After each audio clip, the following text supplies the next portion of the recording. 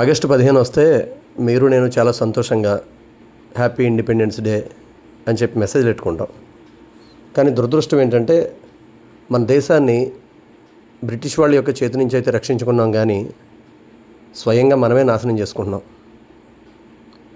మన దేశం నాశనం అవ్వకూడదంటే మనం 3 పనులు చేయడం అలవాటు చేసుకోవాలి. అందులో మొదటి పని ఏంటంటే ప్లాస్టిక్ వాడకం పూర్తిగా తగ్గించేయాలి. ఎందుకంటే ప్లాస్టిక్ వాడకం వల్ల మన భూమి నాశనం అయిపోతుంది. అదేవిధంగా స్త్రీ పురుషుల యొక్క ఎన్నో హార్మోన్స్ ఇన్బ్యాలెన్స్ అవుతాయి.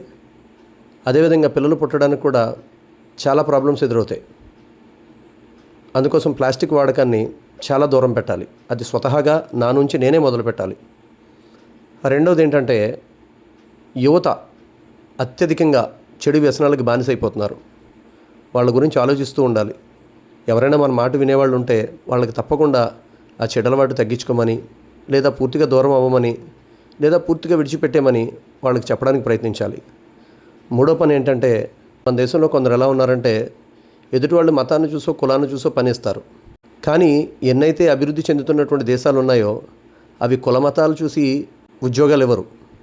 వాళ్ళలో ఉన్నటువంటి చదువు మరియు టాలెంట్ చూసి ఇస్తారు. అది మనం చేయలేని కారణంగానే మన యువత ఇతర దేశాలు వెళ్ళిపోతున్నారు.